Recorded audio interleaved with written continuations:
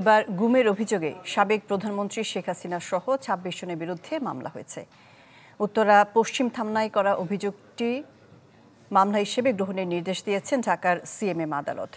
এজাহারে বলা হয়েছে, সুপ্রিম কোর্টের আইনজীবী মামলার বাদী সোহেল রানা ও তার এক বন্ধুকে ২০১৫ সালে র্যাবের পোশাকে অপহরণের পর নির্যাতন করা হয়।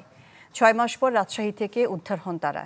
এই অপহরণ, গুম এবং হত্যা চেষ্টার হুকুমদাতা হিসেবে শেখ হাসিনা সহ অন্যদের বিরুদ্ধে অভিযোগ আনা হয়। অন্য আসামিরা হচ্ছেন সাবেক স্বরাষ্ট্রমন্ত্রী আসাদুজ্জামান খান কামাল, সাবেক আইনমন্ত্রী আনিসুল হক, সাবেক আইজিপি শহীদুল হক ও সাবেক র্যাব ডিজি বেনজির আহমেদ। এদিকে শেখ হাসিনা সহ ২৪ জনের বিরুদ্ধে আলাদা একটি মামলা কাফরুল থানাকে এজাহার হিসেবে নেয়ার নির্দেশ দেওয়া হয়েছে। মোহাম্মদপুরে মুদি দোকানি হত্যায় গতকাল শেখ হাসিনা সহ ৭ জনের বিরুদ্ধে মামলা হয়।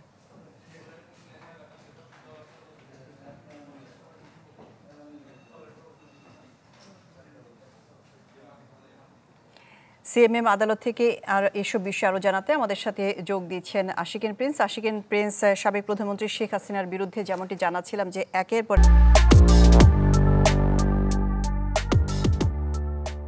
এক মামলা হচ্ছে, তো এই মামলা নিয়ে কি ধরনের সিদ্ধান্ত আসতে পারে? আদালত আপনাদের সাথে কথা বলেছেন কিনা?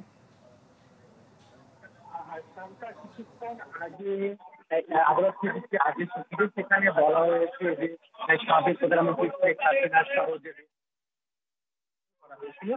সেই আবেদনটি গ্রহণ করা হয়েছে আদালতে এবং একই সঙ্গে উত্তরা পশ্চিম থানাকে এই মামলাটি এজাহার হিসেবে নথিভুক্ত করার নির্দেশনা দেওয়া মামলাটি এজাহার হিসেবে নথিভুক্ত করার নির্দেশনা দেওয়া হয়েছে। আপনাকে জানিয়ে রাখি যে সোহেল রানা নামে একজন আইনজীবী তিনি এই মামলাটি দায়ের করেছেন এবং তিনি দাবি করছেন যে ২০১৫ সালের ফেব্রুয়ারি থেকে আগস্ট মাস, এই ৬ মাসে তাকে গুম করে রাখা হয়েছিল এবং গুম করে রাখার সময় তাকে নির্যাতন করা হয়েছে। মূলত এই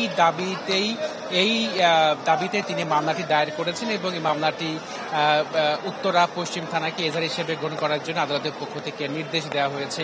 এছাড়া সাবেক প্রধানমন্ত্রী শেখ হাসিনা এজাহার হিসেবে গ্রহণ করার জন্য নির্দেশ দেওয়া হয়েছে।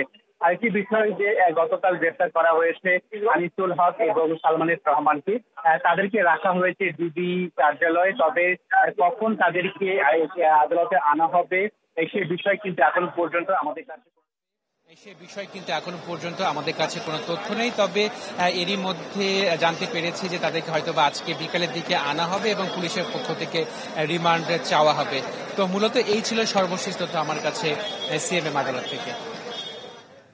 যে আশিকিন প্রিন্স, সিএমএম আদালত থেকে আমাদের সাথে যুক্ত হয়েছিলেন আশিকিন প্রিন্স।